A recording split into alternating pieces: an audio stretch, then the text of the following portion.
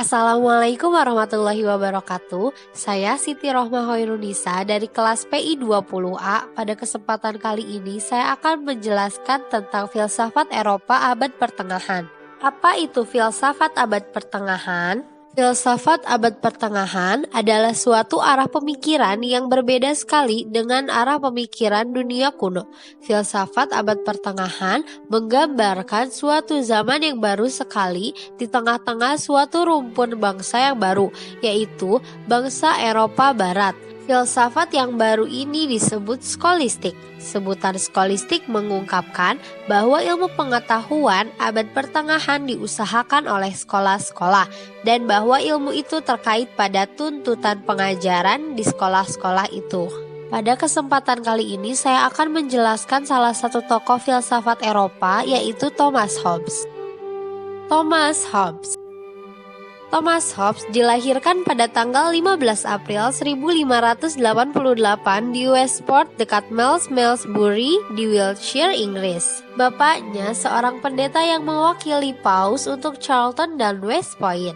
Bapaknya meninggalkan Hobbes kecil, kakak lelaki, dan adik perempuannya untuk diasuh oleh pamannya yang kaya bernama Francis Hobbes. Pada tahun 1603 sampai 1608, Hobbes belajar di Magdalen Hall, Oxford pada usianya 14 tahun. Setelah lulus, ia meraih gelar BA. Ia mengaku tak pernah menikmati pendidikannya karena kurikulum Oxford pada masa itu dinilai membosankan, hanya berkutat seputar logika skolastik dan metafisik, sedangkan ia lebih tertarik pada filsafat politik, sejarah, etika, dan geometri.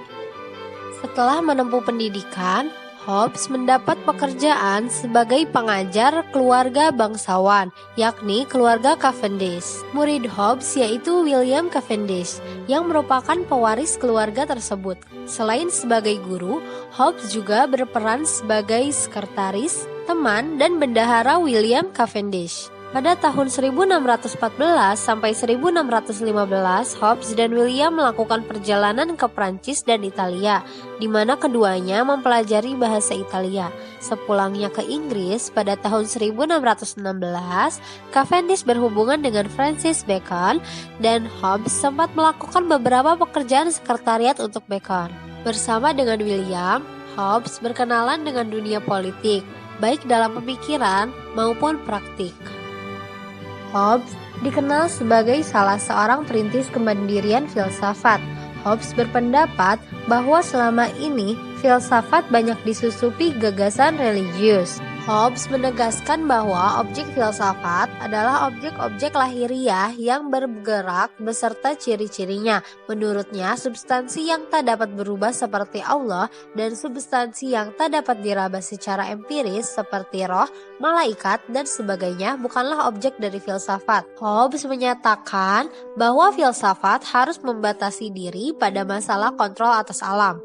Berdasarkan pemikiran tersebut, Hobbes menyatakan hanya ada 4 bidang di dalam filsafat, yakni yang pertama ada geometri, yang merupakan refleksi atas benda-benda dalam ruang.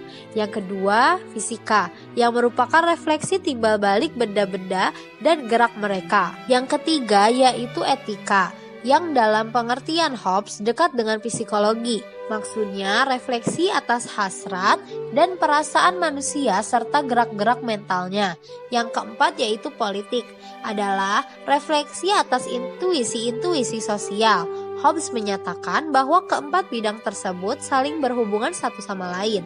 Karena itulah Hobbes berpandangan bahwa masyarakat dan manusia dapat dilihat melalui gerak dan materi dalam fisika.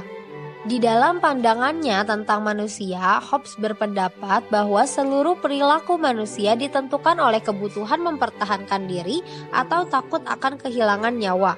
Dengan mengetahui hal tersebut, Hobbes merasa mampu menjawab pertanyaan bagaimana manusia harus bersikap baik, yaitu kuasailah rasa takut mati mereka. Bila manusia diancam dan dibuat takut, Ia akan dapat mengendalikan emosinya dan nafsunya sehingga kehidupan sosial dapat terjamin. Menurut Hobbes, manusia tidaklah bersifat sosial. Manusia hanya memiliki satu kecenderungan dalam dirinya, yaitu keinginan mempertahankan diri.